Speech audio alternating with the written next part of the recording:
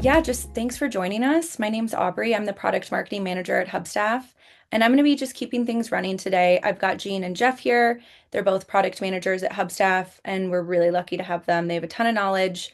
They are going to be talking today about capacity planning, how you can use all of your Hubstaff data to understand how your team's working and just make smarter decisions with that data.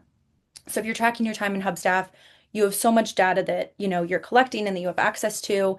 And if you leave a team and you manage projects, I know that you've probably felt that pressure to like hit deadlines and stay on budget and manage clients and also try to keep your team from burning out or being underutilized. So capacity planning is just about replacing all of that guesswork and all of those issues with, data and clarity. And I'm also excited today that we have a special guest joining us. So at the end of the webinar, Stephanie from SL Communications is going to join us. She's a very long-time customer, and she's generously offered to share how her team uses Hubstaff for capacity planning, how they manage their profitability with Hubstaff. So we'll move quickly today. Jean and Jeff have a lot to share. Then we also are going to talk to a customer, and then we do want to save some room at the end for Q&A. So if you have questions, add those into the Q&A at the bottom, not into the chat, just because it's easier to manage in the Q&A. The chat's great for, little combos and comments, but if you have a question you want answered, put that in the Q&A and we'll make sure to answer that. And any questions that are put in the Q&A that don't get answered, we reach out afterwards, either our support team or our success team. Someone will reach out to you directly and make sure your question gets answered. And so, yeah, once again, we will share out this recording and we're just going to kind of kick things off with a poll, and then Jeff is going to share his screen.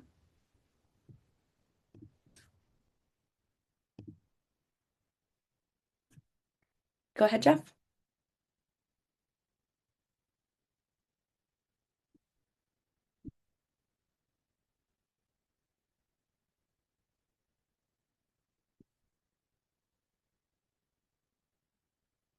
And I see lots of answers coming in for that poll. I'll share out kind of what wins at the end here. There's a good spread of issues. So the question here is, what capacity planning challenge is impacting your business right now? So we kind of wanted to level set with that before Jeff gets into sharing his. It looks like kind of the winner is preventing overload and burnout, but we're also seeing a lot of people struggling with managing utilization and forecasting future workload, understanding profitability, and then also accurately estimating and quoting. So a lot there. I'm going to just end the poll and I'll share that out with everyone just so you can kind of level set and see. And I'll go ahead and hand it over to you, Jeff.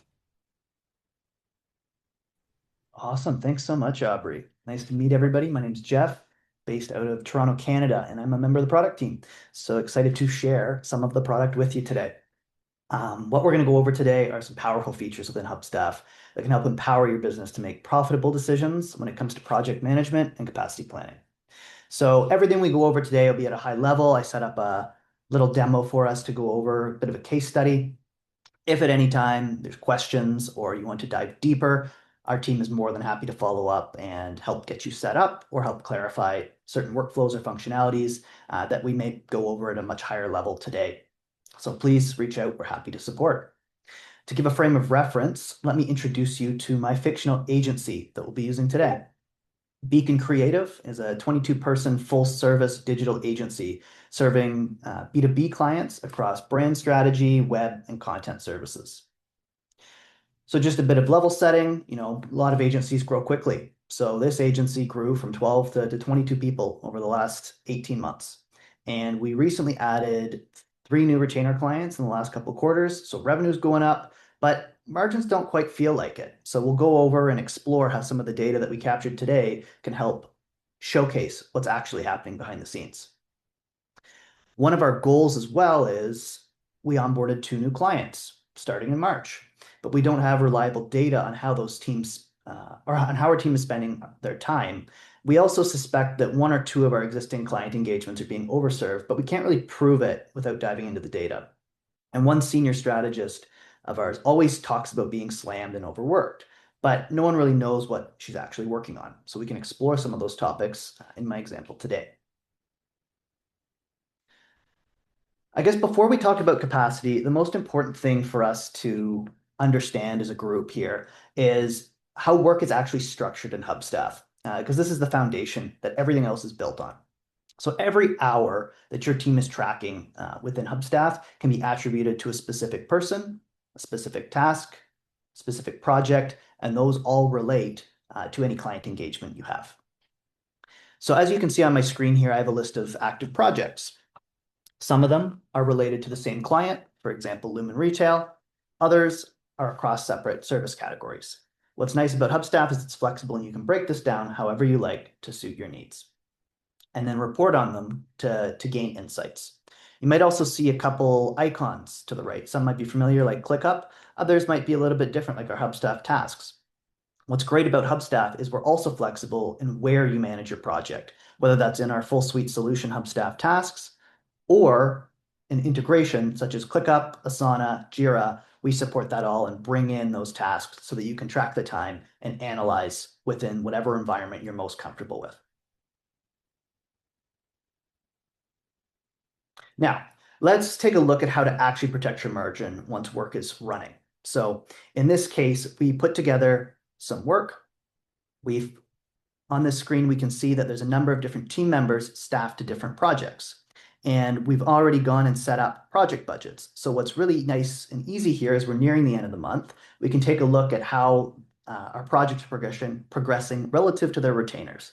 So as you can see, there's a couple projects here, one being Lumen Retail, where we overran a little bit. If you want to see a more detailed view, we can also go to the project budgets report to see all of our projects in line with those budgets called out, as well as the percentage relative to a target we're able to set. That's where you can set your guardrail. So we can cap total costs or total hours. And when you hit a certain threshold, Hubstaff can even notify team members, whoever you want, before you go over, not after. So that can be done in the project setup. So we've got some screens here. As you can see, the limits that we set can be done at the project level, either by bill rate, pay rate, cost or hours, as well as the notifications that I mentioned later. We can also see that some projects, like brand strategy here, seems to be relatively underutilized relative to the retainer we set. Others are progressing well. Why don't we take a look at why this one might be progressing well towards our target? Well, in this case, we actually set what's called a member limit. As you can see, member limits here will automatically stop and alert members when they're reaching their specified capacity on a given project. So for the team member dev on this project, we wanted to make sure that their total cost did not contribute more than $3,500, right? And we can set this to recur monthly every month if we're working on a monthly retainer setup. So then when dev gets close to capacity, they can get a limit to make sure that they don't accidentally run over and overwork that capacity. We can also set this across all projects. So if we were to go into a member's profile, we can set those member limits on the project level, but also on the user level. So if we want certain members of our staff to not exceed a certain amount of hours per week across all projects, that can be set and managed as well. So in summary, in our example here, we've got 2 projects that ran over, and we've got a couple projects that are progressing well relative to our retainer, and then a couple that are grossly underserved. Now, this is a useful way to manage projects on a day-to-day basis, but how can we actually use these data points to help us make better decisions for upcoming projects and make them more profitable? That's where our powerful reporting features comes into play. Our new time and activity report is extremely flexible in that we basically give you the power to pivot, filter, sort, and view whatever metrics are important to your business. So we'll go over a few examples I put together today, but this can be fully customized and saved as custom reports, and even saved as a favorite if you want to be able to access it quickly and jump between different reports. Now, let's see how we can staff our upcoming projects based on current utilization. So in my project ROI project-based report, we can see how well we're doing relative to the project engagements we've been going on. In the table below, we can also take a look at how many hours were attributed to the project versus what we actually billed and compare that delta, right? So far, it looks like things are going relatively profitably, as well as including our internal costs, right? Not every project that we track is going to be allocated to a client budget. So now we can also see in line how much we're spending relative on our overhead or general business costs, right? So now we want to take a look at utilization and who's working on what. We want to take a look at these new projects that are coming up and plan for them accordingly. So what's nice here is from the same report, I just created a member-based filter. So instead of looking at aggregates on a project level, I can now look at it on a member level. And we can very clearly see which members of ours are contributing the most build time. Rachel and Sarah have a much larger build time for the period of this month in February. And if we want to compare utilization against the two of them, we can drill down at any level to see how many clients each member is assigned to, the specific time capacity if we need to drill in, as well as the roll-ups here for total cost for our agents, as well as the billable time that they produced. So in a head-to-head between Sarah and Rachel, we can see they spent a relatively similar amount of time, about 60 hours, right? And their costs differed a little bit, but their billable time had a very large difference, right? In terms of the billable time relative to their total hours worked, we can see that Sarah was utilized much higher than Rachel. So this is a good opportunity for us to further explore and work with Rachel to figure out, how we can get that utilization up by using some of our other features. We won't cover it today, but we've got all kinds of activity insights and productivity features that help you drill in and see exactly what people are working on at a given point in time, including screenshots, activity logging, apps and URLs. If you're interested to learn more, happy to share a little bit on that in a follow-up. But that's where all of our systems kind of work together, is we can use the reporting to spot where the problems might be existing and then go and correct them with deeper analysis. Another insight that we can gain from this member-based view is Mia. We can see that Mia actually spent more in costs than we were able to actually bill. So this is something that we'll definitely want to take a look at. Maybe Mia is actually just a junior employee and there's a lot of time on ramp up and training, and maybe we want to get Mia's billable up on the next project. So Mia might actually be a good target for us to roll into some of these new client engagements. But Mia being a junior, we might want to pair Mia with someone more senior. How about Ben Marsh? Now, when we're planning engagements, we also offer another feature that's a calendar view. The calendar view allows us to track shifts, schedules, PTOs, and alignments to make sure that when we are planning into the future, we can spot issues such as Ben being off most of the first week of March. We wanted to kick off this new client engagement in March, but Ben, the senior associate, is not going to be available. So we'll have to make and change plans or reallocate staffing based on our initial thoughts and adjust accordingly. But this gives us that foresight before we run into this problem on that kickoff day when Ben's missing. Glad we spotted that early. So in closing, capacity planning isn't just a scheduling exercise. It's really just one small component of it. What we're trying to do is protect your profits. Every hour that goes untracked is a quote you can't back up.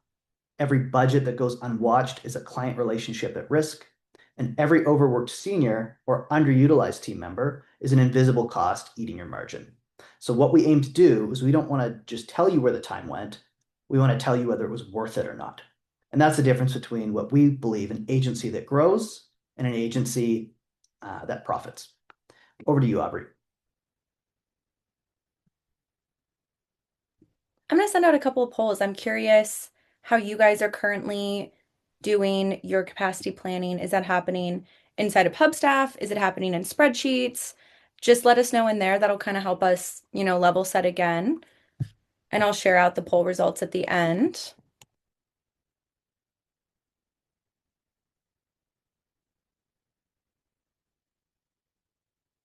Okay, it looks like a lot of people are still using, it's kind of a 50-50 split between people who maybe aren't currently managing capacity, people who are doing it inside of Hubstaff, and then people who are also in spreadsheets or in another project management tool.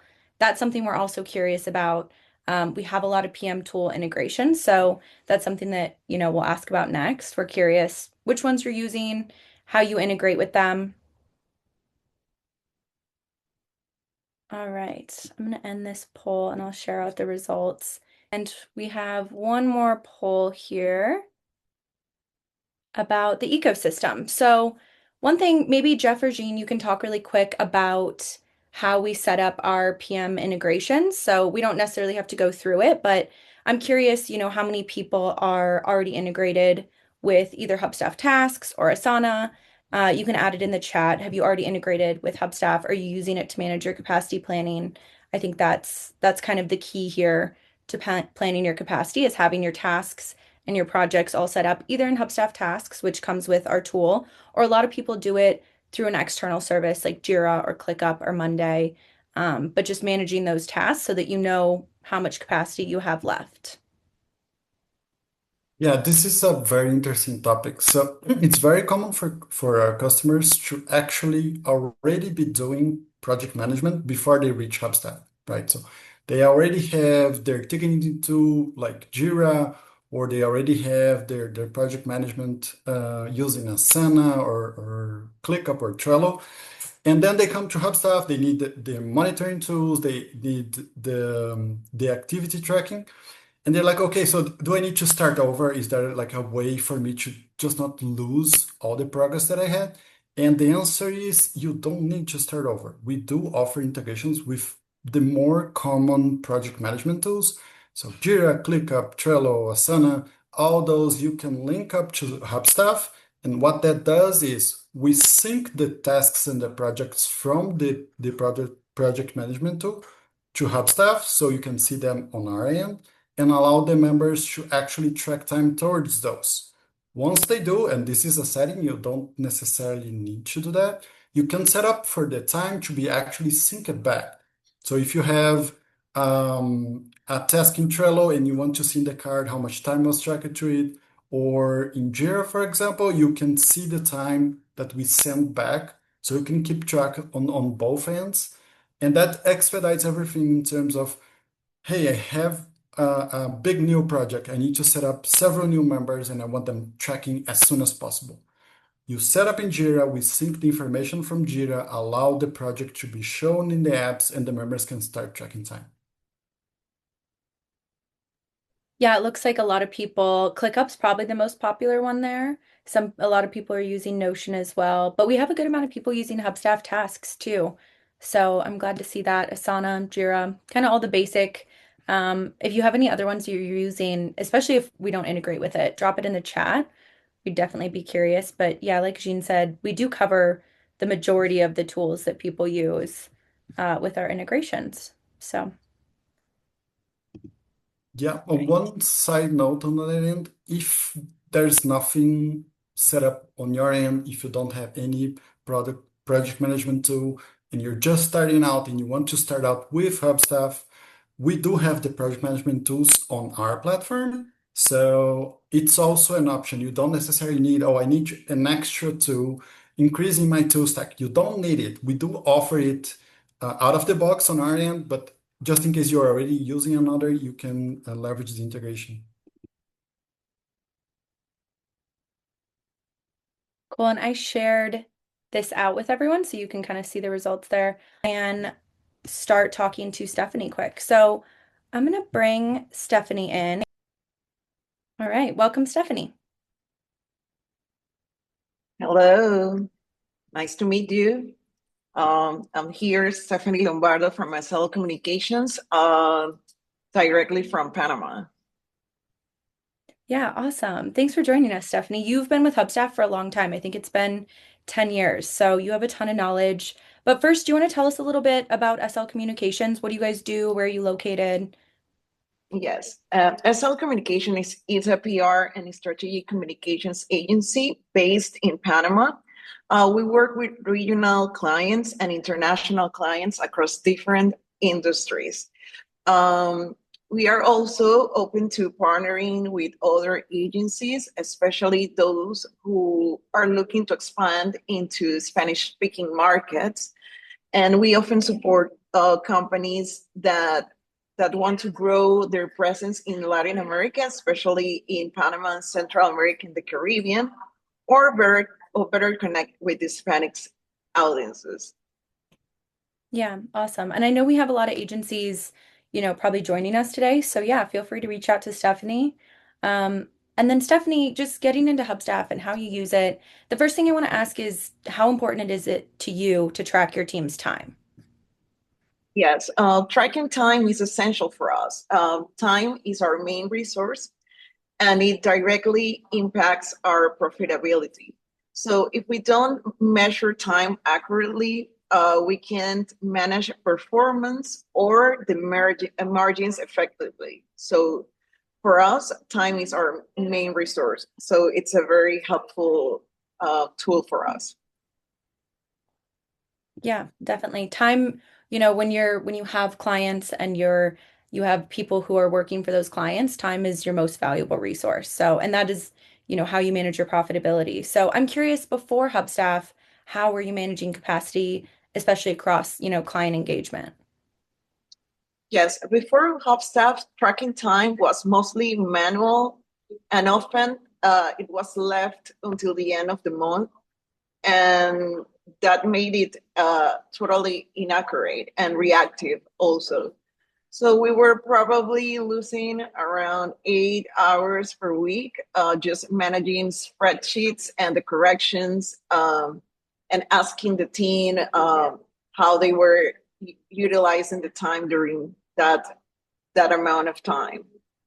Yeah, that's something we hear from customers a lot, that they come from, like we were just managing our time in a spreadsheet and we were just manually entering it in. And then at the end of the month, we would try to bill clients for that or invoice clients. And then we'd also try to pay our team. So yeah, having like one source of truth for all your time tracking data and then also being able to automatically invoice out of Hubstaff or automatically pay out of Hubstaff kind of consolidates everything into one. So and then, yeah, as a leader, what kind of visibility does Hubstaff give you that you didn't have before? Yeah, Hubstaffs give us and me especially real-time visibility.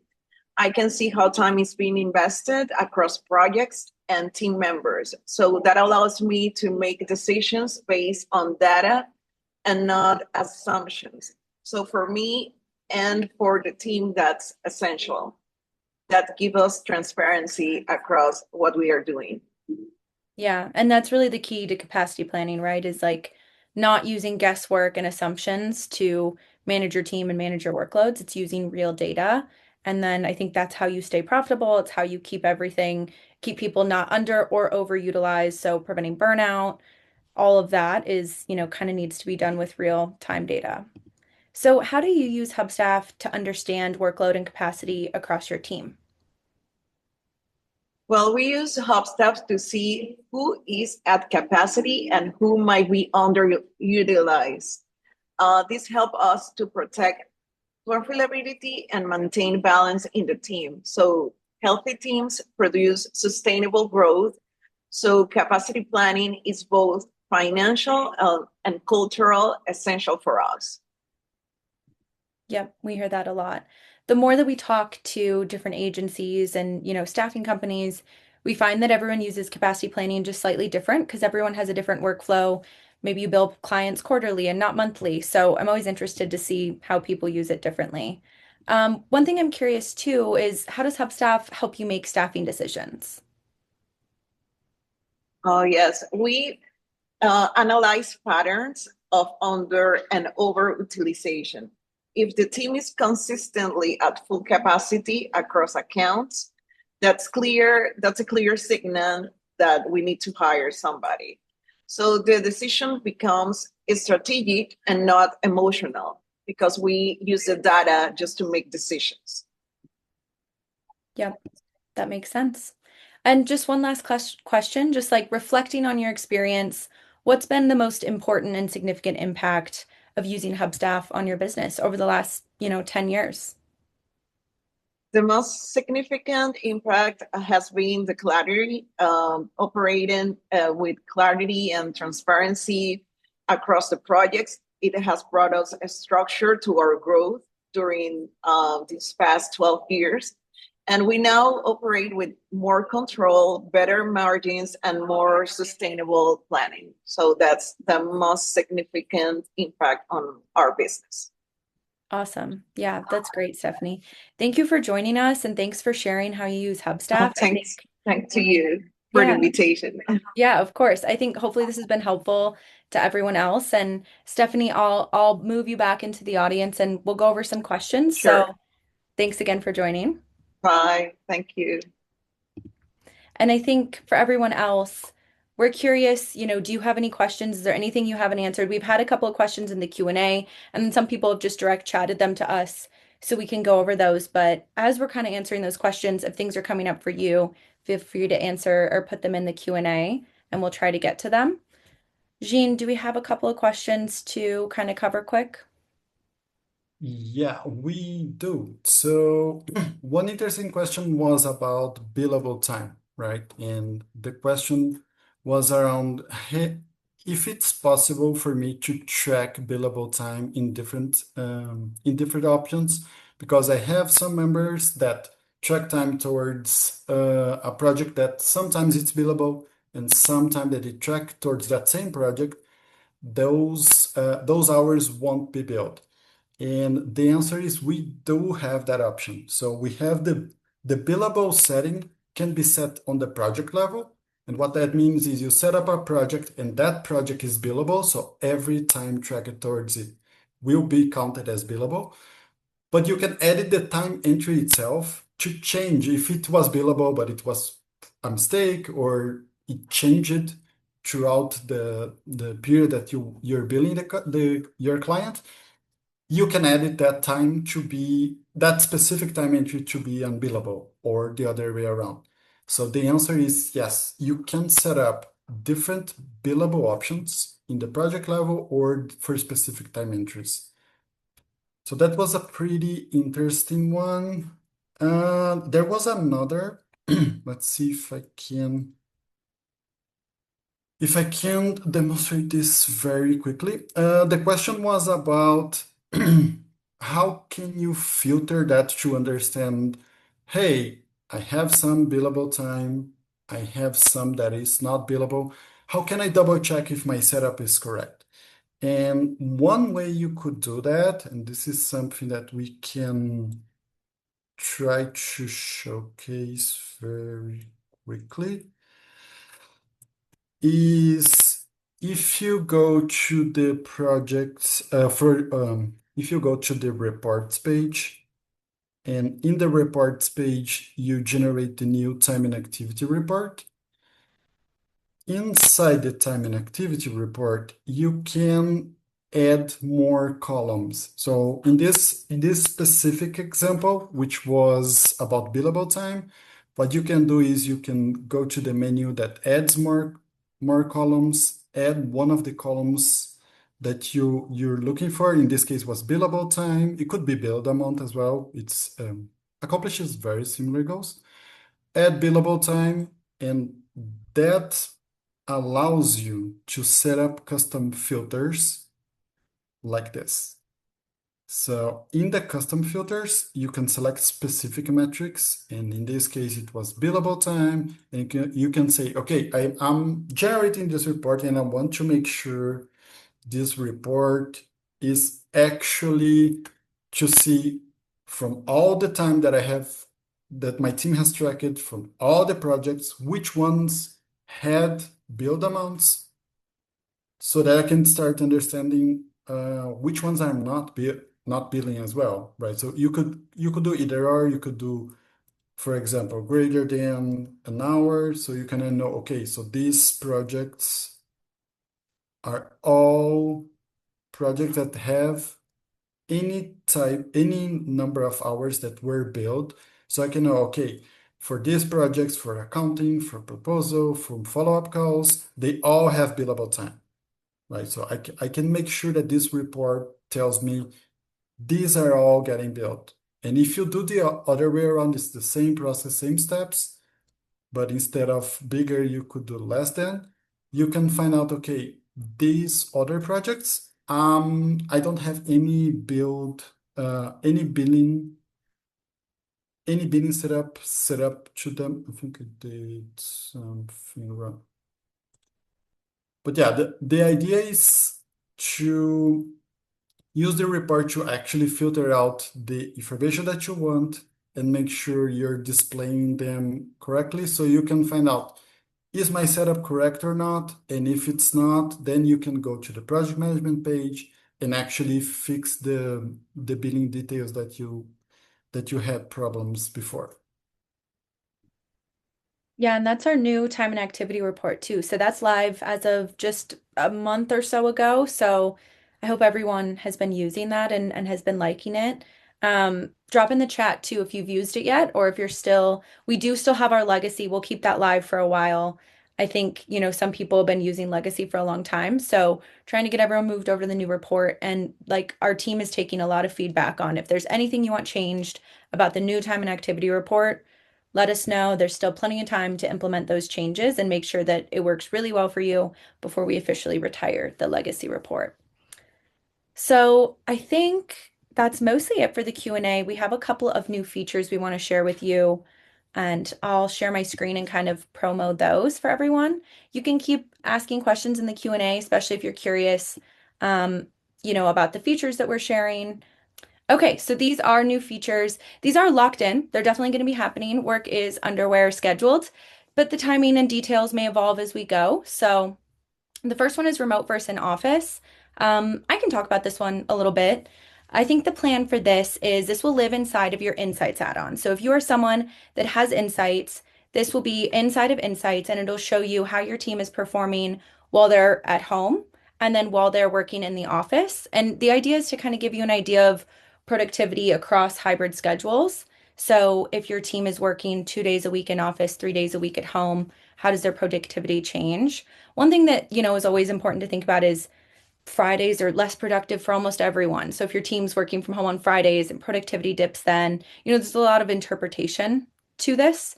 But the idea is to just give you a baseline and help you understand, what apps and URLs are different at home, maybe where are they located when they're working from home, all of that can be kind of tracked in this tool and the utilization. You can see in this chart, it kind of shows in different colors where people were working and then what the productivity, what the time tracked was. So that's a new feature that's currently in beta. So some teams are trying it out and then we hope to release it, soon. And then reseller portal, I'll hand this one over to you, Jeff. Yeah, this is an exciting one. Thanks, Aubrey.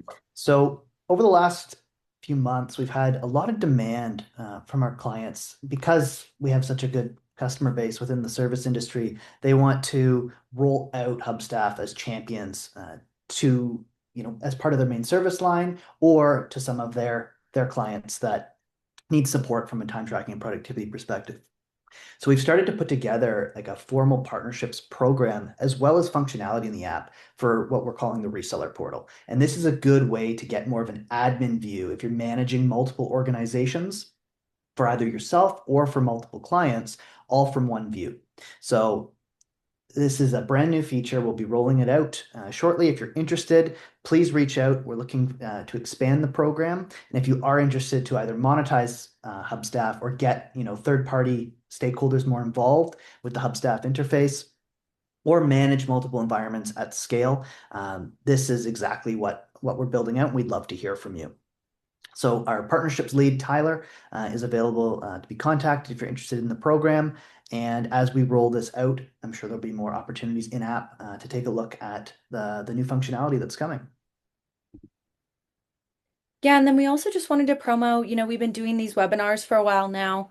We have a bunch of webinars that you can watch. So when I share out the recording, it'll take you just to our YouTube channel and you can click through. There's a whole, folder of our different webinars. So if you found this helpful, we have a bunch of different other topics that we've covered. So might be helpful to check out information on payments or reporting or productivity. And that's all there for you in that webinar folder. So I think that might kind of wrap us up for the day. You a couple of minutes back here.